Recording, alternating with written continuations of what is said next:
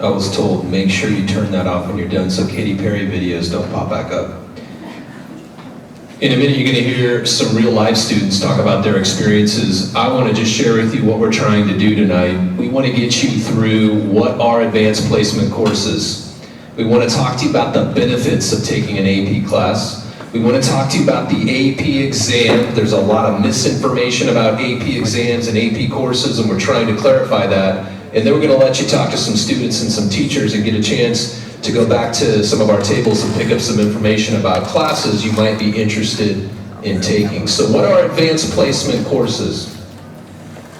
How many people in here have a child who's taken an AP course, or you yourself took an AP course? Raise your hand. Okay, less than half, so that's good, because part of our goal tonight was to get some people here who maybe didn't have this kind of background. An AP class, it stands for Advanced Placement, and it's simply a college-level course offered in high school. I taught AP. I was an AP United States history teacher when I was teaching. And I used to try and explain to students and parents alike, it's not a college course taught in high school, but it's like a college course taught in high school. There's a lot of things that are different. We're teaching 15, 16, 17, and 18-year-old students. That's different, and it's done in a different structure, and we got bells ringing, and you got other classes, and we come Monday to Friday. It's not exactly like college is going to be. At the same time, it is college-level curriculum. Same books you would buy in college are the books we use for this course. So it's a college-level experience, but while you're in high school. Students take AP exams at the end of the course, measuring their mastery of college-level work. The exam is a huge part of the experience.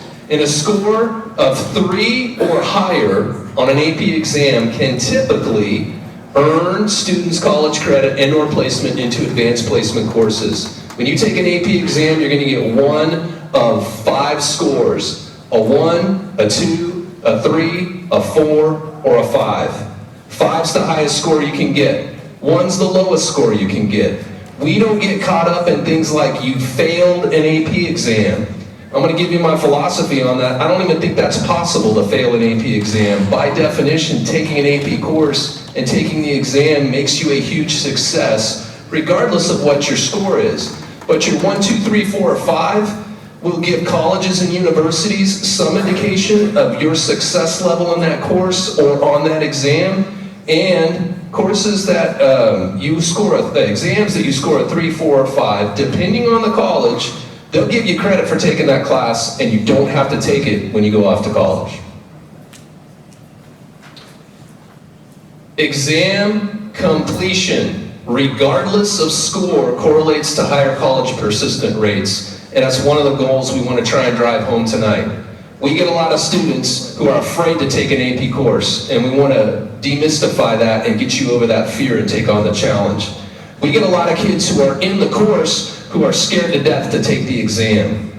And we want to demystify that and get you over that fear. Just taking the exam and completing it, regardless of your score, has been demonstrated nationwide to correlate to higher college persistence rates. Persistence is simply, are you going to finish? Kids, if you're here with your parents are telling you, you're going to finish. You're going to persist. You're going to get through this, because college is tough and college is hard, and it's been proven just taking the exam and the course helps you have that leg up in being successful. Here's what's happening at Roseville High School. We offer 22 different AP courses at Roseville High School. 7 years ago, 2006, 2007, we had less than 10% of the student body enrolled in an AP course. Over the last 7 years, we've been driving that number up, and we now have 20% of the student body enrolled in an AP course. We've doubled that number, and we think that's great. 7 years ago, 2006, 2007, 35% of the senior class met the A through G requirements. Those are the requirements to get into the UC or the CSU system. Today, we've doubled that number. Over 70% of the senior class has met the A through G requirements to get into the UC or CSU system. What that means is that mission statement that you saw at the very beginning is taking root. We expect and challenge every single student that we have here to fulfill their desire to get into college. And you can see in a recent Roseville High School student survey, we learned that 92% of our current students, freshman to senior, have college-going aspirations. I want to talk to the other 8%, I get it, but 92% is a pretty good number. We want to get at least that 92% into college, and we want them to be successful. And our point tonight is, if college is the goal, then AP courses and AP exams are part of the journey to help get you there. Here's the benefits. Students learn rigorous college-level content and skills. You absolutely do in a college-level class. AP courses are interesting. They're rewarding academic experiences. They absolutely are. Opportunity to earn valuable credit and placement in college. It's a huge boost for students in getting into college and in being successful in college and in possibly saving mom and dad some money, and we'll talk about that in just a second. AP courses tell college admission officials that students are challenging themselves and are serious about preparing for college. You have to put yourself in the shoes of a college admissions person sitting at a desk going through application after application after application. And what they want to see is that kids are willing to take a challenge. They're confident in themselves. They've said, I sought out the toughest classes I could at my high school, and I took them on. And then I took those tests. And regardless of how I did, I was willing to go up there and take my cuts at the plate and try and hit those pitches, college-level pitches. That's what I was trying to do. That impresses a college or a university. And they start to separate those applications out by students who haven't taken those challenges and putting the students who have taken those challenges over here in that pile that they want to continue to look at when they're trying to figure out who should come to their college or university. Taking an AP course helps students build critical thinking and time management skills, as you heard from some of those students in that video, and I hope you'll hear now. Nobody's saying it's easy, it's tough, it's challenging. It kind of forces you to do some things that maybe you haven't ever had to do, and that's learn how to manage your time and be successful at college level work. And finally, taking an AP course helps students build confidence. This is something I can attest to from hundreds of students who took AP courses, that took my AP course, and my favorite emails or students coming back to school and wanting to talk to their teacher and conversations I had with kids were when they told me, Mr. Bird, when I was in it, it was the hardest thing I ever did. When we were in your class, it was tough. And I got a 2 on the AP exam and didn't even get college credit for it. But when I hit college, I was confident. I knew I could walk into those classes. I knew I could be successful. I didn't look around and say, I don't belong here, and I didn't drop out. I finished college, and that's what we like to hear. Taking AP courses and exams helps students persist through college regardless of exam score. I liked this first quote because I agree with most of it, and I'm not afraid to take this person on a couple of issues that they have in the quote. According to the Center for Public Education, taking an AP course had a dramatic effect on students' chance of persisting even when students fail the end of course test. The more AP courses a student took, the higher their persistence rates were. I added my own quote to this: the only way to fail an AP exam is not to take it. I don't like that term, fail. I think any student who says, I'll take a tough class, I'll take a tough exam, they go in there and put themselves through this rigorous 3-hour experience that simulates what college is going to be like. If they walk out of there and don't have the highest score in America, I don't think they've failed. I think they've achieved. I think they've been successful. The only way you fail is if you say, I'm not going to take the test. And we want to encourage kids to take that test. AP courses and teachers challenge and support students to work and participate in a class at a college level. They require students to plan and manage assignments and projects beyond classroom time, and they foster and they promote college-level critical thinking, reading, problem solving, and clear written and verbal communications. You'll get a chance tonight to meet some AP teachers. These are amazing people because, frankly, to be an AP teacher, you're willing to, just like students are willing to take the harder class, you're willing to do some of the harder teaching that there is, but they love it and they get into it. And as that one young lady said, they respect and understand what a lot of kids are going through, trying to play baseball, trying to be in student government, trying to take an AP exam. They're here to support and they're here to help. We offer a lot of things at this school that can help with this process. We're keeping the library open 5 days a week later so that kids can get in and do some of the research that they need to do. We've got a tutoring center that we run Monday through Friday after school for about an hour. That is for kids that need help on anything from AP classes to beginning level math classes. We don't care. Anybody can come in there and get help. And writing, which is a huge part of almost all AP exams, we make sure we've got writing support going on at least 2 days a week on Tuesdays and Thursdays. Teachers, again, as I said, are awesome about wanting these kids to be successful, and they will help as a general rule when they can, daily and by appointment, before school, after school, often during their lunchtime. Here's the slide Mom and Dad have been waiting for. Let's talk about money, let's talk about a bottom line. Only 1 in 4 college students completes a bachelor's degree in 4 years. It used to be, you went to college and 4 years later you walked out of college with your diploma and you said, I'm done, and it was that easy. And it is not that easy anymore. There's a scramble to get classes, it's hard to get the classes you need. Students are finding that they're not able to get through in 4 years, and that adds an extra year to everybody's cost, whether it's parent, student, or a combination thereof.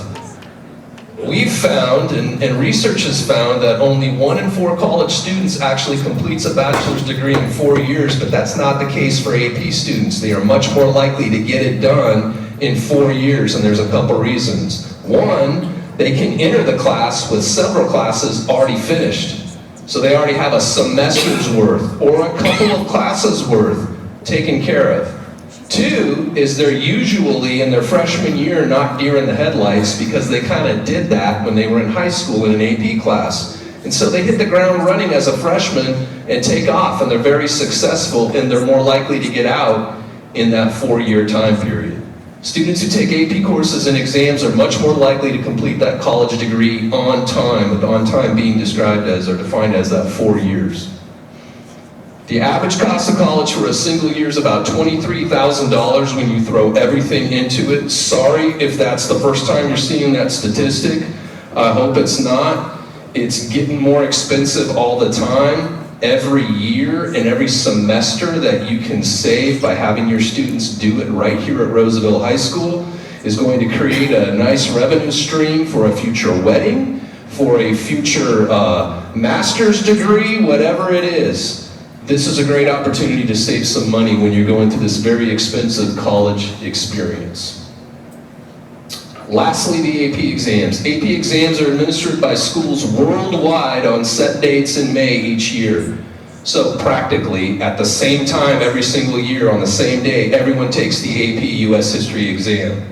Okay? So they're all taking the same exam, and that becomes very important because colleges and universities can check different scores and different success rates for kids, all being tested on the same exam. As we mentioned earlier, they're typically 2 to 3 hours. They include everything from multiple choice questions to writing to critical thinking, sometimes depending on the course, an oral presentation. If you're doing an art course, you send your portfolio in digitally. It's rigorous, it's challenging, but it's an awesome experience. It costs $91 per exam. Roosevelt High School doesn't make any money off of that. That's the College Board. $91 per exam. $23,410 per year. $91 per exam. If that seems like a lot of money, just balance it up against that $23,000 and it starts to change. If you qualify, exams are available at a highly reduced cost of only $5 per exam, but that's for students who need financial assistance in taking these exams. It's a good investment on your future. We're going to ask some of our students to come up here in just a minute. I'm going to finish with a quick story about 2 girls. The first girl is my oldest daughter. She graduated last year from high school. She's now in college. She was an AP kid. She took 7 AP classes while she was in high school. That was not my request. That was not her mother's request. She's that kid, and maybe you have that kid. They are just looking for every possible challenge they can take. 7 AP exams plus honors classes. I looked at her and said, I'm in the business. I think you're crazy. Not only that, she wanted to get a 5 on every single one of those exams. She didn't get a 5 on every single one of those exams, and she practically destroyed herself trying to do it. There is, at some point, going too far with this idea. And we want to make sure that, and I can tell you from personal experience, you don't want to see a child put so much pressure on themselves to do 5s on every exam in 22 different courses that their high school experience is a miserable one. That's not what we're here for. That's not what we're asking for. What we're asking for is for students to take a challenge and find a reasonable challenge and be well-rounded. The other young lady is my daughter who's currently a junior. My daughter who's currently a junior has taken 0 AP classes and 0 AP exams. She's a bright young lady. She's got a 3.5 GPA. She gets A's and B's. She has it in her mind that she's not one of those smart kids. Now, I don't know where she got that idea either, other than she doesn't go to Roosevelt High School. She goes to a school that I do not think encouraged her at that freshman year or that sophomore year to take a challenge. In fact, she goes to a school that kind of says, I don't think you're ready for AP. That's for the smart kids. And she went, oh, like my sister. Okay, I won't take AP classes.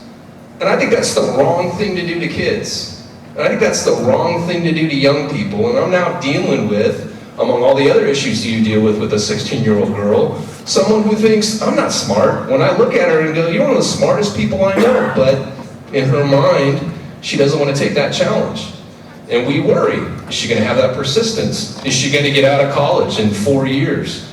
So those are the 2 extremes, and I live with them both at home. And I'm here to tell you the happy spot is somewhere in the middle, with a school that's willing to encourage everybody to take a challenge and support them. Make sure they don't go too far with that, but make sure we send a message that we think every child has the capacity and the ability to do this, and we want them to do it.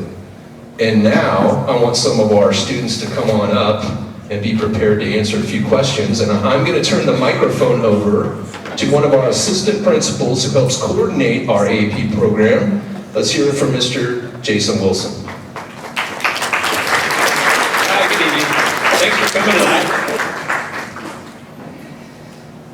So you're going to get a chance to be introduced to some of our students currently in AP, have a chance to hear some of their stories. This is meant for you guys if you have any questions really to send out that you'd like to know.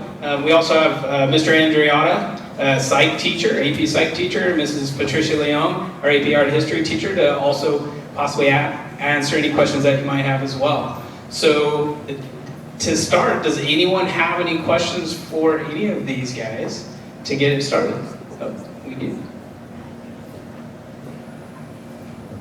What do you think is the most valuable piece of advice you could give to someone going into their first AP class and taking their first AP exam? As you come up, if you would introduce yourself in the classes that you've taken. Sure, Mike. Or the number.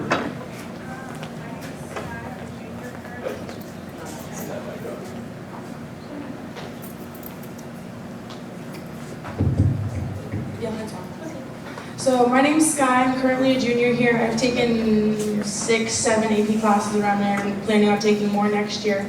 The most valuable piece of information that you've gotta, if you're gonna take these, that you've gotta get into your head is do not be lazy. Do not. If you're lazy, if you miss a day, you're like 2, 3 days behind as if you were in a CP class. So do not be lazy. Do your work, do it on time. It's the best advice anyone has ever given me regarding AP classes. Go ahead. Hello, my name is Jared. I have taken 2 AP classes so far, or I'm currently in the middle of taking my second one. I would say the best piece of advice that I could give to someone that's going into AP is don't feel like you can't pass the exam. There were a couple of people last year in my AP Euro class that didn't take the exam because they were worried that they weren't going to pass. And it really doesn't affect your grade at all in the class if you don't pass the AP exam, so there's really no reason why not to take it. I mean, I felt a little worried, like, what if I wasted my parents' money on it because it's only $1, but the outcome, the reward seems well worth it if you can achieve it, and there's really no loss if you do, compared to the amount of money that college costs. Thank you. Hi, I'm Zach Duvall. I'm a senior and I've taken 2 AP classes. I'm currently in my 3rd, and I just want to hit on that too because I was struggling a little bit with my AP Lang and AP US History classes, and my teachers like me and they pushed me to do better, and I just had a struggling time a little bit, and come around to the exam time, and I took the exam and I was waiting to get my exam scores, and I was on vacation, and I got an email from Miss Powell, which is my AP Lang teacher, and she says, "You got a 4 on the exam, like, I'm so proud of you, And I was just like in shock, like, I can't believe I got a 4, and, it's really not like that big of a deal. Like, the grade in the class doesn't really reflect what you know necessarily, but like, of course it's better to get an A or B's, in an AP class, get that grade bump, right? But it definitely helps to take the classes because sometimes you don't know what you really learn compared to what your grade is. Thank you. Good job, by the way. Teachers, what kind of advice would, go ahead. Hi, I'm Olivia. I'm a senior. At the end of this term, I will have taken 12 AP classes, and so my advice is to invest in a planner. I think the stress lies in having so much on your mind, so many assignments for the different classes you have, and I think AP classes are much more manageable if you just can see what you have instead of having it all in your head. If it's in your head, you tend to think you have a lot more than you really do, and so it's much easier to handle if you just write it down. Thank you. I'm Mark Andriott. I teach AP Psychology, and I used to teach AP Human Geography as well. I'm also a reader for the AP Human Geography exam. So for the last 8 years, I go off every summer and sit around with a bunch of discontented teachers reading through your essays. I would say the toughest thing when you first take a class is just the sheer shock value. The first course we offer for AP is AP European History, and it is a tough course. I'm not going to lie, it is a very tough course, but we have a very good teacher, and she prepares the students very well, and it gets you used to all the others. So if you can get through, plod through AP Euro, okay, and it's combined with an English class, so you have it the whole year, then you're really setting yourself up for success, I think, in later years, because that, I'll just be honest, it's for as far as social studies go, it is the toughest AP course. Most states, people I talk to, they talk about, well, we give this as an elective in later years. Well, we try to tie it together with a requirement, which is world history. And I think the kids are far better prepared for the other AP classes coming up if they stick it through with the European history. It's a tough course, but again, it's worth it. And it's so shocking because most kids haven't had that amount of work before. I mean, the scope that you have to cover is pretty great. And so just once they get over the shock value of it and they kind of settle in, and Mrs. Crabtree, I'll put a plug for her, she teaches AP Euro, she does a really good job in terms of the test prep, but also the skills they need for it as well. And then again, because it's combined with the English class, they're getting writing at a really good level. So, I just say, just be prepared for just a lot more work. So. Thank you. Any other questions? Yes.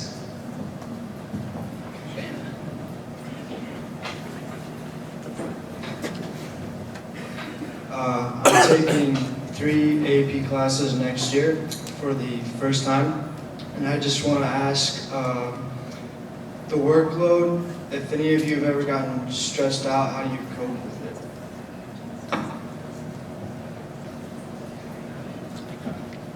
Sure.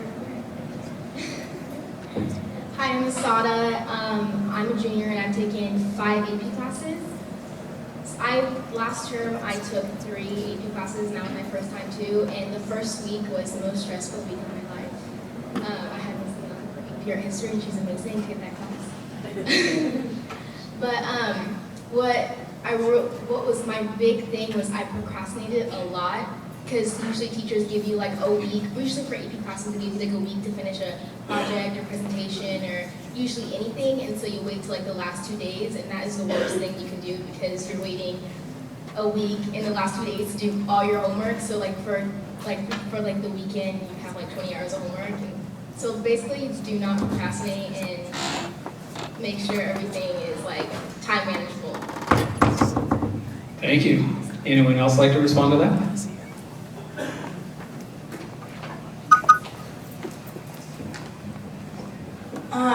Right now, I'm taking 4 AP classes, so I totally understand your whole stress worry. I mean, you can ask my parents. I'll spend nights where I'm up till like 11:30 and I go to bed and I wake up super early to finish my homework. But that's just because of the massive workload, and I put the stress on myself, kind of like Mr. Bird was saying about how I put so much stress on myself to want to get that 5. But if you just go in saying like, hey, you know what, I'm gonna do my best, I'm gonna do everything I can, do it how I can do it, give it all I got, then you'll be okay. Do all the work that you can do. That's all I can say about that. Thank you.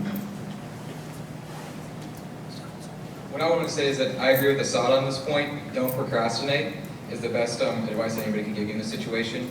Usually the work that you're given multiple days to complete it. If you just do a little bit each day, you probably won't feel as stressed as you think you will. All right. I would add communication is a big thing. Communicate with those teachers that you have in your class that you may be feeling overwhelmed or you're feeling a bit stressed out and need a little bit of guidance. That teacher, your teachers are that first line of support. Communicate with them. They're not going to get mad at you if you're stressed out or you're falling behind. They're there as a support to help gather you up, take you in, and work through that. Okay? So teachers are that first line of support. Do any of you do music or sports, or is your whole life about academics? Great question. I played football. I've been a three-sport athlete from freshman to sophomore year, and then I did football and track, junior and senior year. And yes, the workload it is a struggle with the sports. Like I'd get home from practice after football and I'd be like, of course I'd be exhausted, and then I'd have AP homework to do. But really, as long as you just procrastinate, or not. All right, get the jitters out, thanks. But as long as you get your stuff done on time, there we go. It's not really as stressful as you guys think. Like as AP tends to scare people. So get your stuff done on time, and just have a level head, and it won't be as bad. Hi everyone, I'm Ashley. I'm a junior. After this term, I will have taken 7 AP courses. I am also an RHS cheerleader and swimmer, and I have a job over the weekend. So I understand that with everything on top of each other, it seems like a lot.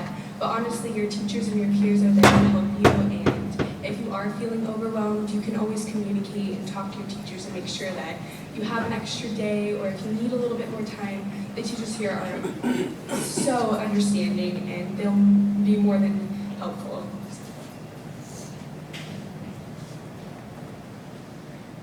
Hi, my name is Charlie Munns.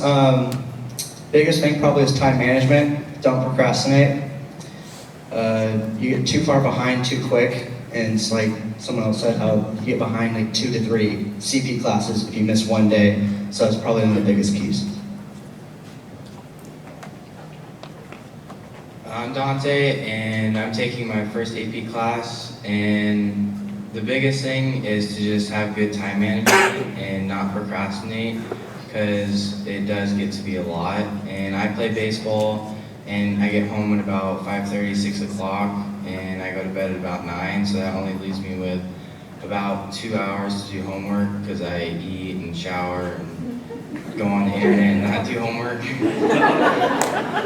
So, and I'm still able to get all my work done, so just do everything on time and try your best, I guess. So, go ahead. Brendan, go ahead. Hello, ladies and gentlemen. My name is Brendan Hoos, and I'm in the middle of my 5th, 6th, and 7th AP classes.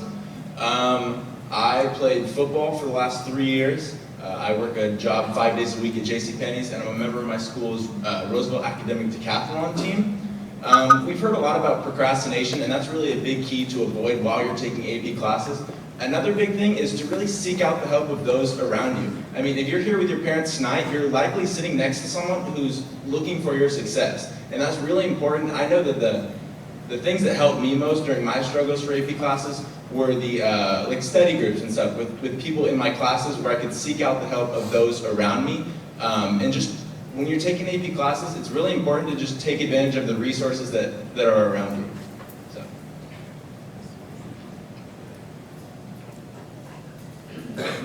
I'm just going to speak to that because I know a lot of the teachers here on campus really want our students to succeed.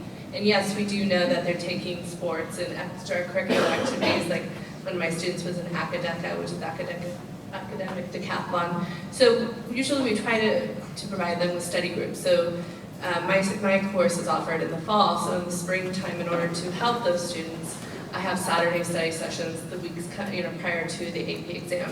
So there's teachers are aware that they have a lot to juggle, and we do go above and beyond. And I do say for stress, if you're starting to feel stressed out with taking your first AP course, come to your teacher and they will try to work through. We often are here before school, after school, or during lunch in order to always meet those requirements. And we often have those study sessions for the students to make sure that they're committed and ready for those exams that they come in May. So there's a lot of support here for the students. Thank you, Mrs. Leon. Just a quick survey. Of those that are up there, who participates in either club, band, sport, extracurricular activity right now? Just show of hands. Okay. So you can tell pretty much they're multifaceted. They're doing a bunch of different things. Common theme seems to be organize and do not procrastinate. That's just good life lessons anywhere, I guess, right? Any other questions? Yes. I was wondering if you could give examples. You're saying that courses are tough, a lot of projects. Can you kind of expand on what kind of projects, what is really so tough about an AP course, if that makes sense? Maybe if you could use European history. You said that was one of the toughest.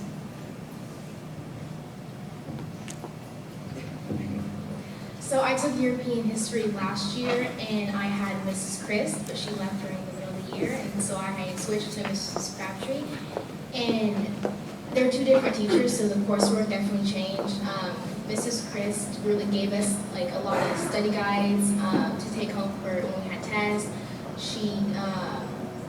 We had a bunch of flashcards. We took tests on flashcards, and then when Crabtree came, and that was when we were going to take the exam, we had a workbook that we had to annotate, and that was a big workbook, and that was, I think, one of the most stressful things because that was, due every Friday, and so we had to work on that like an hour a day if you didn't procrastinate, and then, so yeah, I think that was one of the hardest things that I've had to do is the exams, and that was the only exam I took last year, and so that one book, just like annotating and writing about it and the flashcards, that was a lot for me. And with AP classes, it's important to know that they're there to make you think. In a lot of the CP classes I've taken earlier in my high school career, freshman, sophomore year, it's a lot more like trying to get through the curriculum. There are activities like just filling out a notebook, filling out worksheets, reading the book, reading a chapter, just filling out questions. The thing that I really liked about AP classes is that they're there to spark your brain. I mean, several times during AP Euro throughout the course, we'd have discussions and we're kind of talking about, well, why do you think they did this and that?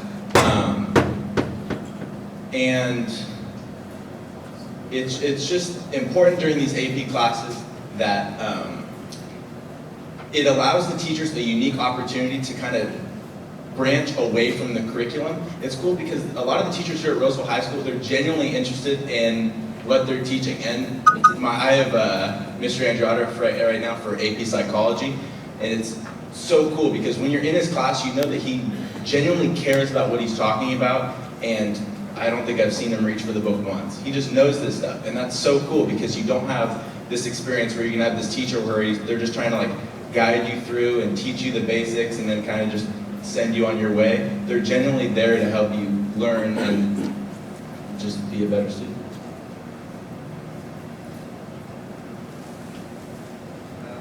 Hi, my name is Antonio, and I've taken 11 AP classes. And where I've noticed the difference between like CP and AP is like CP, you get like a lot of busy work, and you don't really learn from it. While AP, like you actually like try to understand what you're being taught. And like in AP Gov, like she makes us study every single night to actually learn the material, because she can't go over everything that's on the test or everything that she's gonna like test us on. And I remember I was like, oh, it's just like not a big deal. So I didn't study for the first test, and like I didn't do so well. And so now like I better study more.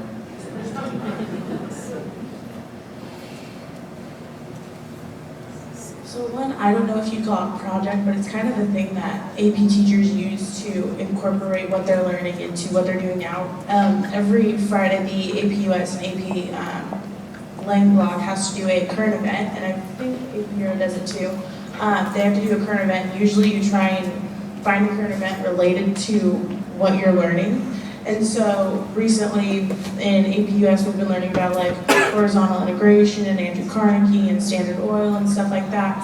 And so with the whole Shell thing going on right now and the strikes coming out of that, we're incorporating what's going on with that into learning about labor unions and stuff like that. So things that are happening in the world are also related through the current events that you do on a weekly basis. So that's really nice. Thank you. Oh, we'll take one more, and then we're running a little bit, but go ahead, bud.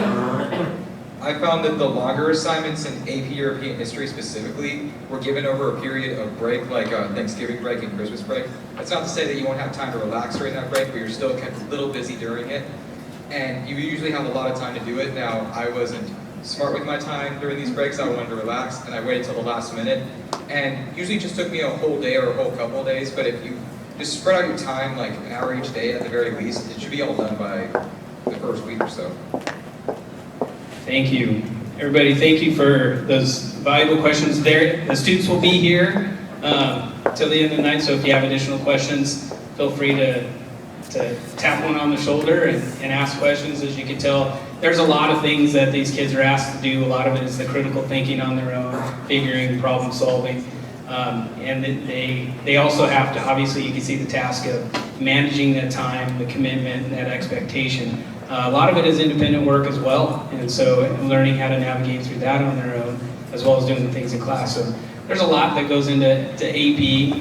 It's a detriment. We have great kids, they do great things, and if you would, please join me showing appreciation, a round of applause for our guests.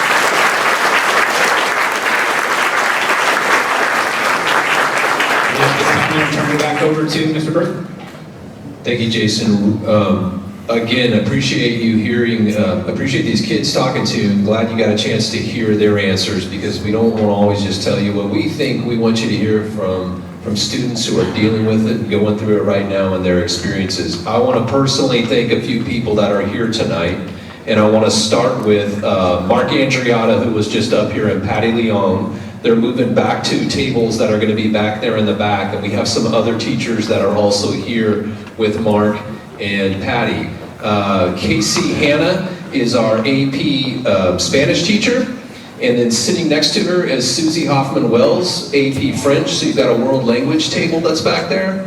Then we have Kevin Fagan and Dana Dooley, along with Mark Andriotta, representing social science. Robert Ballman, who is back there with our science table to talk to you about some of our science classes. We have in mathematics, Michelle Walton and Bradley Crockett, who also is working on our AP Computer Science program. And we have two of our counselors that are here tonight. I want to introduce Robin Pasco and Gracie Fernandez, who are here to help us out as well. They were pointing me back over to visual arts, and I can see Christine Henry snuck in on us. She's back there in the back, so she's here tonight to talk to you as well. And then finally, I want Anna Marie Clark to please wave. She's going to be representing the English table, but she was also very helpful and very instrumental in putting all of this together tonight. Our math representative reminded me of one other thing that we want to make sure parents understand before we cut you loose, and that's this. Often, an AP class is the first time that many of you and your children will ever see a B on a report card. Scary, terrifying, I know. I told you about my daughter who went through what she went through, and her Waterloo was a class called AP Chemistry. For the first time in her life, in my life, we saw a B on a report card. Now, by the time that happened, we were so sick of her staying up too late and being too obsessed with being perfect in this world that when I saw that on her report card, I said, hey, hang in there, kiddo. You know, life goes on, you'll be okay. And I went in my room and my wife and I did the happy dance and we were waving the report card around going, she got a B, she got a B. It felt good. It felt good to break that ice because she's not perfect and these kids aren't perfect either. We understand that, College Board understands that, and there is something called a GPA bump that this is how kids wind up with those 4.97 GPAs. It's because in an AP class, instead of getting 4 points for your GPA, you get 5 if you get an A. That's what everybody thinks about. But more importantly, if you get a B in an AP class, you get a 4.0. It's like getting an A. And if you get a C, it's like getting a B. We honor the fact that you're taking a more challenging class, and we address that in the grading rubric and make sure that that's taken into account on their GPA, and colleges and universities understand that. So we don't panic, and we don't want you to. If you don't see an A all the way down on a report card, it happens, and it's okay. Students tell us all the time, now that I look back on it in hindsight, I would have rather taken an AP class and got my first B than to have stayed in a CP class and got straight A's. It was better for me in the long run. After all, what you heard tonight was don't procrastinate, don't procrastinate, don't procrastinate. I'd rather they learn that lesson right here in the friendly confines of Roseville High School from age 16 to 18 than when they're spending your $23,400 off at college in their freshman year. With that, we're going to cut you loose and let you go visit some of the teachers. There is a handout that we didn't give you now because we wanted to make sure you listened. But this handout's been put together by our staff and involves a lot of College Board information and should be available at each table in addition to information about the courses. We respect you for being here. Thank you very much for being here tonight.